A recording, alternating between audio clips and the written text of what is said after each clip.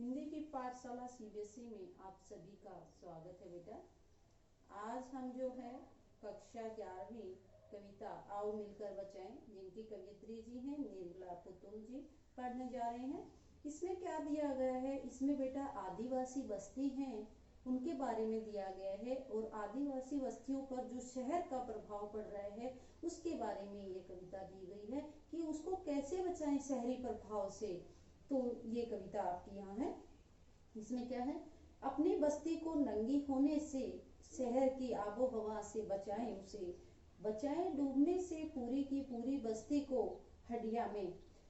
तो यहाँ कवयित्री जी जो हैं वो एक तो आदिवासियों की जो जीवन शैली है, वहाँ का परिवेश वातावरण, वहाँ की प्रकृति के साथ साथ जो शहरी जो अपसंस्कृति उनके ऊपर प्रभाव पड़ रहा है उसके बारे में दिया गया है।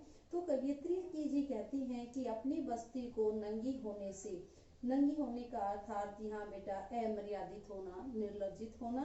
तो कवयित्री जी कहती हैं हमारी बस्तियां जो शहरी वातावरण के कारण जो है अमर्यादित हो गई हैं, उनको हम बचाएं।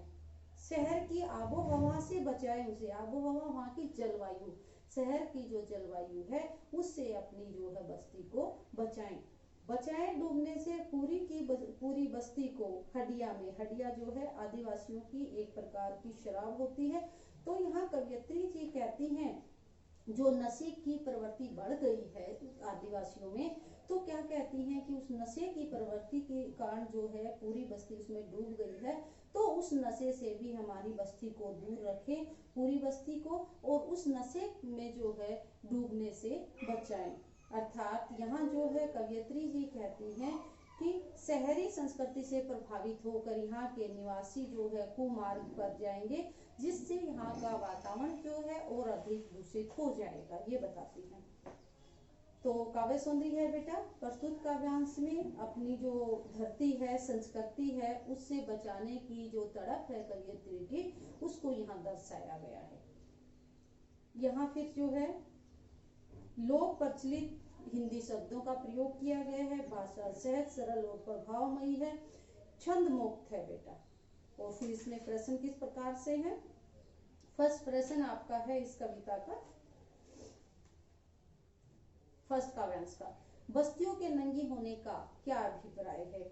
यहाँ कवयित्री बताती हैं कि बस्तियों के नंगी होने से अभिप्राय है कि बस्तियों में रहने वाले लोगों में जो है अमर्यादितता की प्रवृत्ति आ गई है।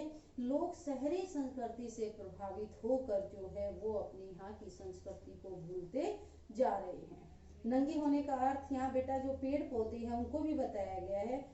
यहाँ पर जो वृक्षों की अंधाधुंध कटाई के कारण जो यहाँ जो है आदिवासियों के यहाँ जो है वृक्षों की ज्यादा कटाई हो रही है, जिसके कारण यहाँ जो है वृक्ष विहीन जो है वो आदिवासी हो रहे हैं, ये भी बताया गया है। नेक्स्ट है शहर की आबोहवा से बस्तियों को क्या खतरा है। शहर की आबोहवा से बस्तियों में जो है अश्लीलता की प्रवृत्ति बढ़ने का खतरा है और शहर के वातावरण व परिवेश से प्रभावित होकर यहाँ के जो निवासी हैं वो नशे की प्रवृत्ति की ओर बढ़ते जा रहे हैं। ऐसे लोगों में, यहाँ के लोगों में जो है नशे की लत की जो है वो ज्यादा वृद्धि होती जा रही है, अर्थात नशे की आदत से भी यहाँ के लोगों को बचाएं, ये बताया गया है। नेक्स्ट है पूरी बस्ती के हंडिया में डूबने से क्या आशय है। पूरे बस्ती के हंडिया के डूबने से आशय है बेटा कि इन आदिवासियों में लोग जो है शहरी जीवन से प्रभावित होकर नशे की ओर अधिक आकर्षित हो गए हैं, जिससे पूरी की पूरी बस्ती हडिया के नशे में डूबती जा रही है, अर्थात जो नशे का शिकार होती जा रही है। लास्ट प्रश्न है बेटा इस काव्यांश का, कवयित्री क्या बचाने का आह्वान करती है। यहाँ पर कवयित्री जो आदिवासी जो संथाल बस्ती है उसको शहरी अपसंस्कृति से बचाने का आह्वान करती हैं। शहरी अपसंस्कृति से प्रभावित होकर यहाँ के लोग जो है अपनी संस्कृति को भूलते जा रहे हैं, अपनी जो जीवन शैली है उसको भी भूलते जा रही है। इसलिए कवयित्री जी कहते हैं कि यहाँ के लोग शहरी परिवेश व वहाँ के जो वातावरण है उससे प्रभावित न हो, ये बताया गया है। नेक्स्ट काव्यांश से अपने चेहरे पर संथाल परगना की माटी का रंग, भाषा में झारखंडीपन, ठंडी होती दिनचर्या में जीवन की गर्माहट, मन का हरापन, भोलापन दिल का, अखड़पन, झुझारूपन भी। यहाँ जो है कवियत्री जी बेटा इसमें क्या बताती हैं, जो लोगों के व्यवहार में जो है प्रादेशिक गुण बने रहने का आग्रह किया है, और साथ ही अपने परिवेश को जो है शहरी संस्कृति से बचाने का, जो उनका परिवेश वातावरण है उस पर शहरी संस्कृति का कोई प्रभाव न पड़े, ये आग्रह करती हैं। कवियत्री जी कहती हैं अपने चेहरे पर संथाल परगना की माटी का रंग है। संथाल परगना है बेटा झारखंड का एक जो आदिवासी क्षेत्र है वो है। तो कवियत्री ही कहती हैं कि झारखंड के लोगों के चेहरों पर जो है शहरी संस्कृति का प्रभाव न हो। माटी का रंग के बारे में दिया गया है यहाँ पर, बल्कि जो संथाल की माटी है, जो संथाल जगह है, उसकी जो संस्कृति है उसी का ही प्रभाव बना रहे। भाषा में झारखंडीपन, झारखंडीपन जो है वो जगह है, तो झारखंडीपन का अर्थ हुआ है झारखंड का स्वभाव, और उनकी भाषा जो है वो झारखंडी का जो स्वभाव है वो कभी नष्ट न हो, अर्थात उनकी भाषा पर जो शहरी प्रभाव है, शहर का जो बनावटीपन है वो उनकी भाषा में न आए।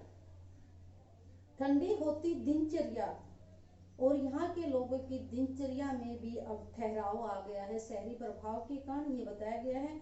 जीवन की गर्माहट, जीवन की गर्माहट का अर्थ बेटा उन लोगों का उत्साह है कि उनमें जो उत्साह था वो भी नष्ट हो गया है। तो कवियत्री जी चाहती हैं कि यहाँ के लोगों का जो उत्साह है वो फिर से लौट आए। मन का हैरापन, मन में फिर से हरापन यहाँ मधुरता के लिए है, मन में जो एक दूसरे के लिए मिठास था वो बताया गया बेटा, जो मन में मधुरता है वो फिर से आ जाए। भोलापन दिल का, यहाँ के लोग कैसे बताए गए हैं, भोले भाले बताए गए हैं दिल के। तो कवियत्री जी बताती हैं कि जो पहले की जगह तरह जो भोलापन था उनमें, वो भोलापन फिर से आ जाए। अक्खड़पन और जुझारूपन, और उनमें जो अक्खड़पन, उनके स्वभाव में अक्खड़पन था, और जो जुझारूपन जो था वो फिर से, जुझारूपन होता है बेटा संघर्ष करने का स्वभाव या संघर्षशीलता, उनके अंदर फिर से मौजूद हो जाए, आ जाए, अर्थात वे जो है शहरी प्रभाव से प्रभावित न होकर अपने चरित्र को बनाए रखे। तो ये आपका काव्यांश था बेटा। अब इसके प्रश्न है, कविता में किस प्रदेश पर किसका प्रभाव दिखता है। कविता में झारखंड प्रदेश की आदिवासी बस्ती संथाल पर जो है शहरीकरण का, शहरी जो जीवन है उसका प्रभाव पड़ रहा है, जिस कारण वह अपनी जो है आदिवासियों की जो मूल प्रवृत्ति है उनको भूलकर शहरी प्रवृत्ति को पकड़ते जा रहे हैं। नेक्स्ट है प्रश्न बेटा, कवियत्री किस प्रकार का जनजीवन देखना चाहती है। कवियत्री जनजीवन में सहजता, सरलता, जोश, भोलापन, संघर्षशीलता जो है वो देखने की इच्छुक है, ये बताना गया है। नेक्स्ट है प्रश्न, ठंडी होती दिनचर्या और जीवन की गर्माहट का आशय स्पष्ट कीजिए। ठंडी होती दिनचर्या का अर्थ क्या बेटा, आलस्य छोड़ दें, जो आलस्य है लोगों के अंदर वो छोड़ दें, और जीवन की गर्माहट का अर्थ है उनमें उत्साह आ जाए, जोश आ जाए, तो ये यहाँ बताया गया है। और कवित्री जी बताते हैं कि वहाँ के लोगों के जीवन में जो ठंडापन आ रहा है, साथ ही उनका जो है ठंडेपन के साथ साथ जो उनके अंदर जोश, उत्साह है वो भी समाप्त होता जा रहा है। जो आलस्य के साथ क्या होता है, उत्साह और जोश भी खत्म होता जा रहा है। लास्ट प्रश्न है इसका वंश का, भाषा में झारखंडीपन से क्या अभिप्राय है। झारखंडीपन से झारखंड के लोगों का जो स्वाभाविक गुण है वो बताया गया है। उनका भोलापन है, उनकी अखड़ता है, उनकी संघर्षशीलता, गर्मजोशी और जिंदा दिली उनकी भाषा के द्वारा जो प्रकट होता है वो धीरे धीरे समाप्त होता जा रहा है, ये बताया गया बेटा। नेक्स्ट है थर्ड काव्यांश,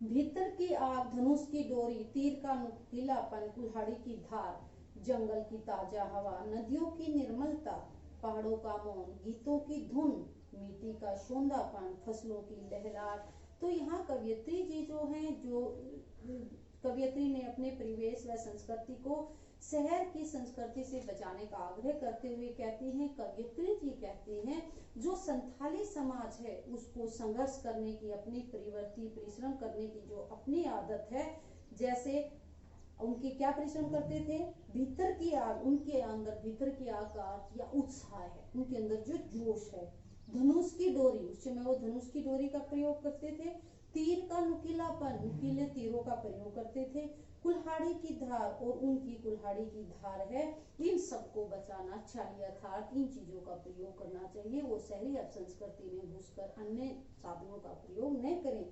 जंगल की ताजा हवा, यहाँ पर जो है उनकी जो जंगल में क्या होती है, ताजा हवा है, तो यह बताया गया है क्योंकि ये सभी प्रवृत्तियां ही उनके जो है समाज की पहचान है।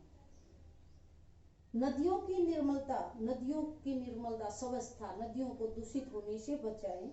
पहाड़ों का मौन होता है शोर को रोककर, जो शोर होता है पहाड़ों पर उनको रोककर शांति बनाए रखें।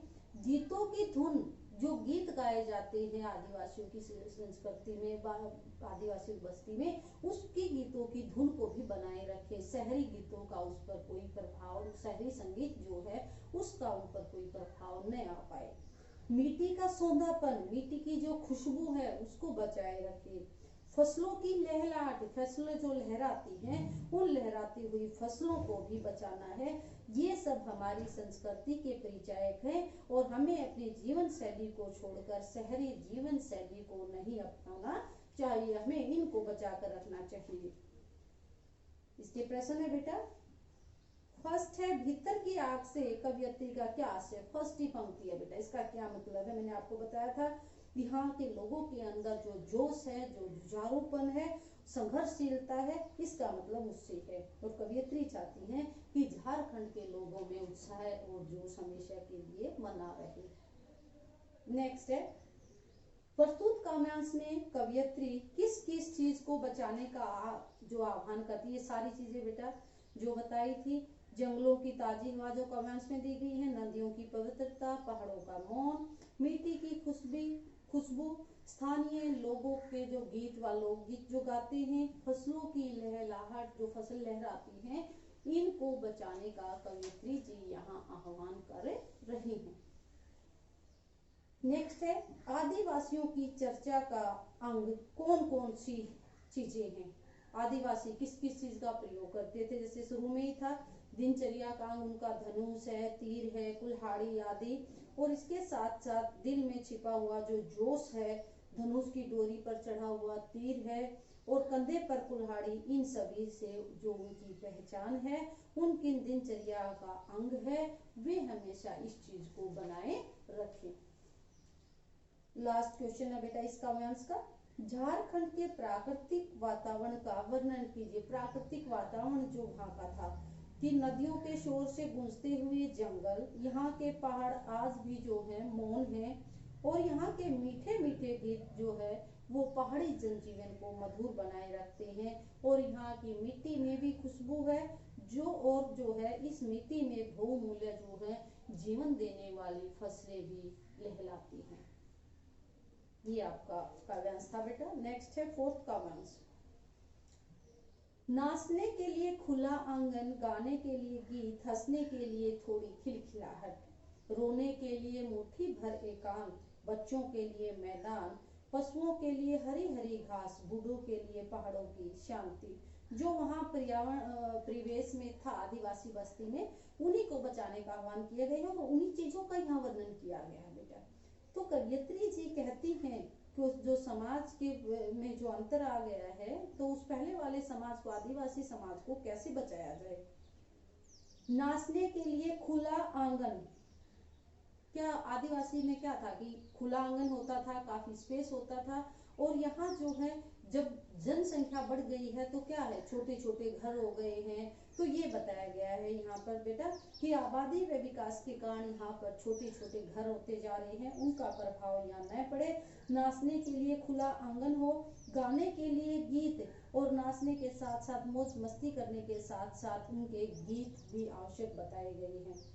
हंसने के लिए थोड़ी खिलखिलाहट और उनमें जो है तनाव को दूर करने के लिए जो हंसी हंसते हैं उनको भी बचाए रखना है, खिलखिलाकर हंसा जा सके। ताकि रोने के लिए मुट्ठी भर एकांत और अपनी पीड़ा को व्यक्त करने के लिए जो है रोने के लिए थोड़ा सा एकांत, मुट्ठी भर होता है थोड़ा सा एकांत भी आवश्यक है। बच्चों के लिए मैदान, बच्चों के खेलने के लिए मैदान, पशुओं के लिए हरी हरी घास, पशुओं को चरने के लिए हरी हरी घास, तथा बूढ़ों के लिए पहाड़ों की शांति, तथा बूढ़ों के लिए जो पहाड़ी प्रदेश का जो शांत वातावरण है वो होना चाहिए। इन सब की प्राप्ति के लिए हमें जो है एक होकर सामूहिक रूप से जो है प्रयास करने चाहिए और आदिवासी की बस्ती को हमें बचाना चाहिए। ये फोर्थ काव्यांश बेटा, इसके प्रश्न इस प्रकार से हैं। फर्स्ट प्रश्न है आपका, झारखंड के जनजीवन का स्वाभाविक विशेषताओं पर क्या प्रकाश डाला गया है। तो झारखंड के जीवन में नाच गाने हंसी खेल महत्वपूर्ण है और लोग जो हैं एक दूसरे के साथ मिलकर हंस गाकर खिलखिलाकर हंसते हैं और अपनी खुशी प्रकट करते हैं। नेक्स्ट है, हंसने और गाने के संदर्भ में कवयित्री का क्या मत है। कवयित्री का मानना है कि झारखंड में अभी भी स्वाभाविक हंसी और स्वाभाविक जो रोना है वो बचा हुआ है। यहाँ के लोग अन्य स्थान के लोगों की तरह जो है संवेदन शून्य नहीं हुए हैं, उनमें अभी भी अपना जोश बचा हुआ है। नेक्स्ट है, आदिवासी लोगों के परिवेश की विशेषताएं क्या क्या हैं। आदिवासी लोगों का परिवेश खुला खुला, परिवेश क्या, वातावरण वहाँ का खुला खुला हरा भरा एवं शांति से भरा हुआ है। यहाँ के खुले मैदानों में बच्चे खेलकर भरपूर आनंद लेते हैं। बूढ़े जो है वो लोग, बूढ़े लोग पहाड़ों पर शांत जीवन जीते हैं और मनुष्य के अतिरिक्त पशुओं के लिए भी यहाँ भरपूर मात्रा में हरी हरी घास मौजूद है। लास्ट प्रश्न है इसका, शहरी प्रभाव पर कवयित्री क्या व्यंग्य करती हैं। शहरी प्रभाव पर कवयित्री व्यंग्य करती हुई कहती हैं कि शहरीकरण के कारण अब नाचने गाने के लिए स्थान नहीं बचा, उनके पास अधिक समय भी नहीं है और बच्चों की हंसी गायब हो गई है और जीवन में स्वाभाविक की जगह कृत्रिमता स्थान ले ली है। अब तो रोने के लिए एकांत भी लोगों के पास नहीं बचा है। लास्ट काव्यांश है बेटा आपका, और इस अविश्वास भरे दौर में थोड़ा सा विश्वास, थोड़ी सी उम्मीद, थोड़े से सपने आओ मिलकर बचाएं। कि इस दौर से भी बचाने को बहुत कुछ बचा है अब भी हमारे पास। तो कवयित्री जी यहाँ कहती हैं कि अभी भी हमारे पास जो बचा हुआ है हमारे समाज में, उसको भी हम बचा कर रख ले, वह भी हमारे लिए बहुत है, उसको न खोने दे। जो चला गया जो है उसको बचा कर रखें। तो कवयित्री जी कहती हैं, और इस अविश्वास भरे दौर में, अविश्वास होता है बेटा धोखाधड़ी, दौर होता है समय। तो कवयित्री जी कहते हैं कि आज समाज में चारों ओर धोखाधड़ी का समय है, थोड़ा सा विश्वास है। तो ऐसे माहौल में जब धोखाधड़ी है तो ऐसे माहौल में थोड़ा सा विश्वास जगाना जरूरी है। थोड़ी सी उम्मीद, थोड़ी सी उम्मीदें, थोड़े से सपने भी बचाने होंगे। आओ मिलकर बचाएं ताकि हम अपने कल्पना के अनुसार अपनी जीवन शैली जो है वो चला सकें। कि इस दौर में भी बचाने को, इस समय में भी हमारे पास बचाने को बहुत कुछ बचा है। क्या कहते हैं, हमारे पास बहुत कुछ बचाने को बचा है। इसकी रक्षा करना भी अपनी जो है बहुमूल्य संस्कृति को प्राप्त करना या जो है उसको बनाए रखना भी हमारे लिए जरूरी है। अब भी हमारे पास मौजूद है उसी को बचाना जरूरी है। अर्थात हमें जो है शहरी संस्कृति में न पढ़कर हमारे जीवन में जो है, जो हमारी ग्रामीण संस्कृति, आदिवासी संस्कृति जो भी है उसको वैसे का वैसे बनाए रखना चाहिए। अब इसके प्रश्न है बेटा, कवयित्री ने ऐसा क्यों कहा कि बहुत कुछ बचा है अब भी हमारे पास। तो कवयित्री का कहना है कि अभी भी हमारे देश की संस्कृति एवं सभ्यता के अनेक तत्वों का पूरी तरह विनाश नहीं हुआ है। अभी भी हमारे पास अनेक महत्वपूर्ण तत्व बचे हुए हैं जो हमारी पहचान है हमें इन्हें बचाने का प्रयास करना चाहिए। सेकंड है, कवियत्री क्या क्या बचाना चाहती हैं? थोड़ा सा विश्वास, उम्मीद, सपने, ये कवियत्री जी बचाना चाहती हैं। आशा, उम्मीद, सपने आदि लोक जीवन में जो है मिल सकते हैं। अब नेक्स्ट है, कवियत्री ने आज के युग को कैसा बताया है? कवियत्री ने आज के युग को धोखाधड़ी वाला युग बताया है।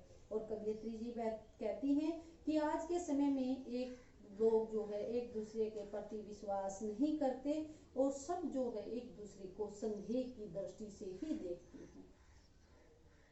लास्ट क्वेश्चन है बेटा इस कविता का, ये कवियत्री का स्वर आशावादी है या निराशावादी? तो यहाँ कवियत्री का स्वर जो है जो कह रही है वो आशावादी है। वह जानती हैं कि आज का युग जो है वो धोखाधड़ी का युग है, इसके बावजूद वह आस्था एवं सपनों को जीवित रखने की उम्मीद करती है। वह उनके प्रति आशा रखती है कि वो इस चीज को जरूर करेंगे। तो ये आपकी कविता थी बेटा, सभी जो है इसको ध्यानपूर्वक सुनना। इसमें क्या दिया गया है मैंने आपको पहले भी बताया है। जो शहरी प्रभाव हमारे जीवन पर जो पड़ रहा है, जो फैशन है, जो चीजें हैं, वहाँ की संस्कृति, चाल चलन जो भी है, तो यहाँ कवियत्री जी इनके माध्यम से हमें, इस कविता के माध्यम से हमें बताना चाहते हैं, हमें शहरी जीवन या शहरी जो आबा हवा जो वातावरण है उसकी ओर जो है ज्यादा ध्यान नहीं देना चाहिए, अपनी संस्कृति को बचाए रखना चाहिए। तो ये आपकी कविता थी बेटा, धन्यवाद।